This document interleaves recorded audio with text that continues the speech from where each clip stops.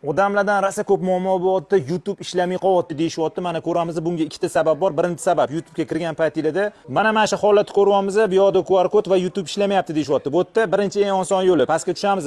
Mana Vayt как ghost qilamiz, bo'ldi kirasizlar, mana ishlayveradi, cho'tki bo'ladi mana. Qaranglar, bizda sizlarga agar bitta YouTube ile ishlamaydigan bo'lsa, uni o'rniga 10 ta undan yaxshi programmani qanaqa qilib yozish kerak yo'lini ko'rsatib qo'yamiz. Sizlar ungacha bu videoga bitta like bosib, tanish bilishlarga videoni yoyib qo'yasizlar. Mana shunga o'xshagan televizorda menyu bo'ladigan bo'lsa, bu neofitsialniy Android deyiladi. Farqi yo'q qattiqligini. Xitoymi, Mesnimi marketi bor o'zini.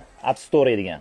Poisk yozamiz, poiskda media deb yozadigan bo'lsa, har doimgidek mana biz ishlatadigan MediaStation X ilovasi chiqadi. Buni biz skachab olishimiz kerak bo'ladi. MediaStationni tortib olganimizdan keyin mana ko'ramiz, shunaqa menyu ochiladi. Bitta tepani knopkasini bir marta bosamiz. Ko'ryapsizlar, eng pastga tushdi Settings, bunga kiramiz. O'ng tomonga o'tamiz. Start parametriga kiramiz. Settings bosamiz. Qaranglar, botga xuddi shunaqa yozamiz mana.